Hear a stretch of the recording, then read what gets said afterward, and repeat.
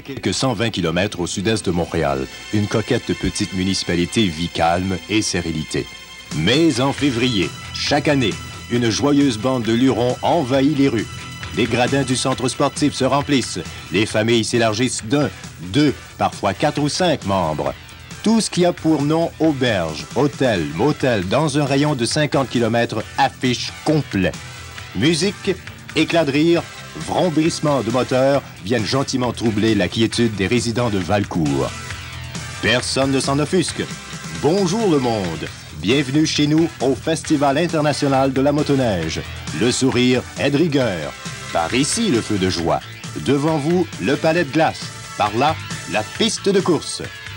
La piste de course, oui, où chevauchant des bolides aérodynamiques, 150 des meilleurs pilotes professionnels d'Amérique se mesurent. La piste ovale est glacée, les vitesses de pointe atteignent 160 km/h.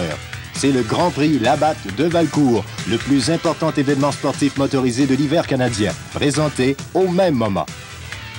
Des dizaines de milliers d'amateurs de plein air convergent vers Valcourt. Dès mercredi, on sillonne en soirée les sentiers de la région. C'est la randonnée de nuit. Aux petites heures, jeudi, à nouveau sur les pistes fraîchement recouvertes de neige. Tiens, qui sont ces gens? Des visages du monde sportif ou des médias? Ils sont de la randonnée des célébrités. Nous voilà déjà rendus au vendredi.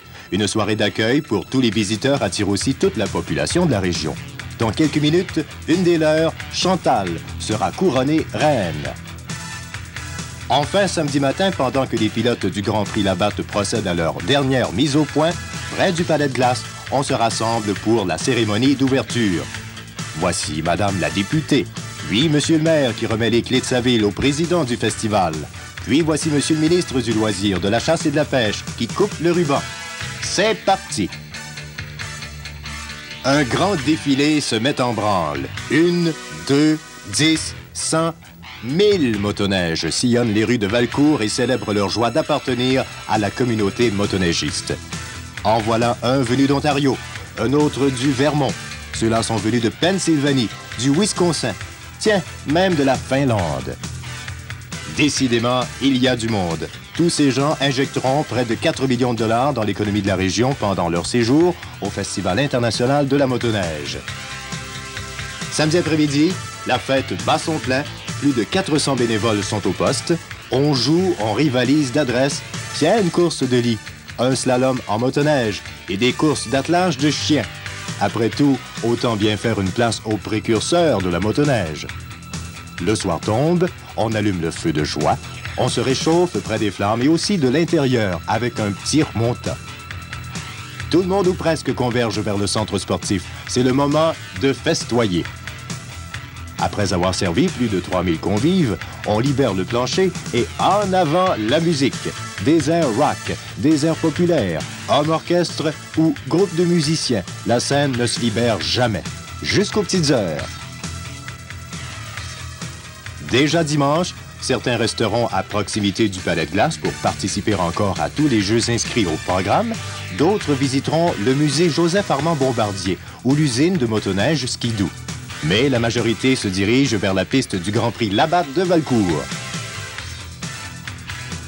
Hier, il y avait des qualifications, mais aujourd'hui, c'est sérieux. Les paris sont ouverts. Je choisis Donahue. Lui, c'est Vesser. Les Québécois se rangent derrière un Alain Durand ou un Jacques Villeneuve. Les mécaniques sont à point. Les coureurs nerveux, anxieux. C'est le départ.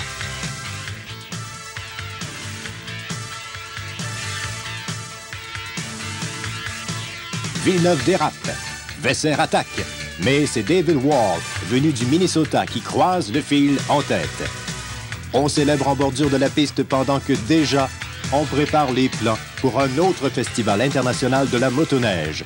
Le 7e déjà, du 8 au 12 février 1989. Grand Prix du tourisme Estrie en 1985 et 87, seul et unique, gigantesque rassemblement international de motoneigistes, l'événement se passe maintenant de présentation. D'autant plus qu'il faut le vivre. Pour vraiment le croire. Venez donc voir.